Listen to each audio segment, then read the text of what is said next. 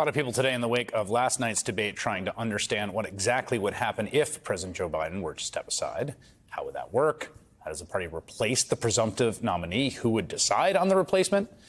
New York Times opinion columnist Ezra Klein has been advocating for what's called an open convention. He's been looking at the procedures and options, which would all have to flow from Joe Biden himself deciding to release his delegates and stand aside. And Ezra Klein joins me now. As I want to start on just the first point, because I think we're in agreement on this, and I just want to level set, which is the only way this happens, I think, is if Biden is persuaded to step aside, right? There's no universe in which there's some essentially rebellion or putsch. Yes, barring tragedy, it only happens if Biden steps aside. Why do you think he should step aside? Let's start with that. I think there are two levels of this. If you're asking me, back in February when I began making these arguments, I felt that we had passed a point where he was able to campaign effectively, that you would hear from people inside the White House that he's performing the job of the presidency just fine, but you would watch him on the trail. And they were doing very few interviews. They were skipping the Super Bowl interview. He completely fumbled the press conference around the special counsel report. Right. And it just didn't look to me like he was able to perform the act of the presidency. Now I think it's also more substantive. I just don't really buy that the man we saw there struggling through answers in an improvisational setting, which is often where his very bad moments come from, is less real to the presidency than the man who sort of does better, the president who does stronger teleprompter speeches. They're both there. I think Biden makes good decisions. I think he's been a very good president. But if you ask me in an honest way, if I think I want to see him 3 years older managing a foreign policy crisis, I think that's iffy. I think that at some point you have to say this is not just an issue of optics, an issue of performance and capacity. So what is... Yeah, I think those are all fair points. Again, I continue to think he's done an excellent job as president, and in some respects, some of the best job I've seen in my life, actually, in terms of the management of the domestic policy front and legislatively. What does it actually mean?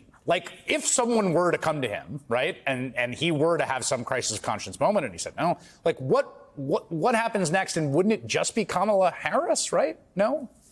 So what would happen next is you would end up in a contested convention.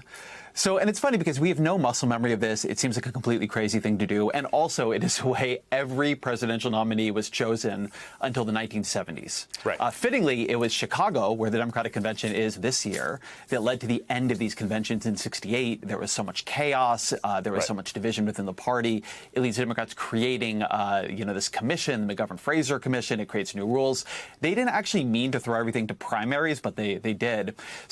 But this used to be how we did it, right? FDR was chosen by convention. Abraham Lincoln was chosen by convention. They were all chosen by conventions. And so what you have are the delegates, the elected delegates, who in this case would be released, would go and they would have to ultimately vote in a ticket. And the way that ticket would get chosen would have to do with speeches, would have to do with lobbying behind. If Joe Biden decided to step down tomorrow, you'd probably have all these possible candidates like Whitmer and Shapiro and Newsom and Harris doing CNN town halls and MSNBC town halls.